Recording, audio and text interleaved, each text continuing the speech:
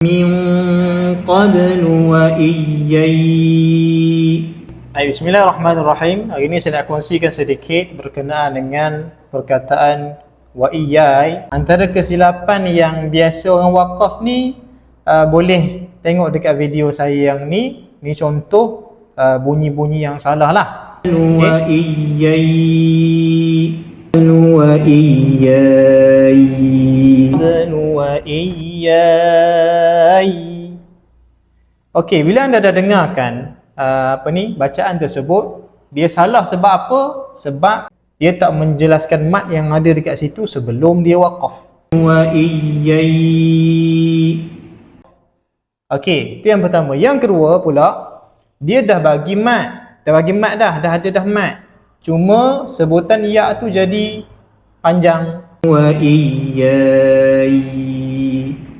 Dan contoh yang ketiga pula adalah contoh bagi sebutan yang dia tekan di hujung sebutan ni, dekat ya ni, sedangkan tidak ada tanda sabdu di sini. Tak ada sabdu dekat sini. Jadi kita wakaf tu dengan bunyi yang mendatar sahaja, tidak perlu kita angkatkan suara di hujung-hujung. Wa iyai. Okey, baik.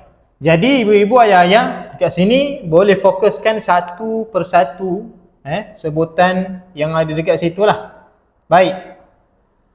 Sebutan yang pertama yang kita nak fokus adalah huruf mat yang ada dekat sini. Maksudnya kita nak cukupkan dua harakat dulu. Bila kita sebut wa iya, ya mat asli kat sini, wa iya, cukupkan dulu mat dekat sini sebelum kita bunyikan ya yang sukun bila kita waqaf.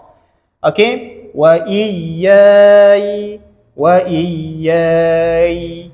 Okey, itu adalah sebutan yang sepatutnya kita sebutlah. Lepas tu barulah kita bunyikan ya dengan bunyi yang tidak menekan, bunyi yang tiada tekanan. Okey, jadi kita baca wa iyai, wa iyai. Okey, sebutan yang betul. Okey, harap bermanfaat perkongsian ni insya-Allah, dan boleh cuba latih macam biasa, dan boleh kongsikan juga kepada yang lain. Barakallahu fiikum.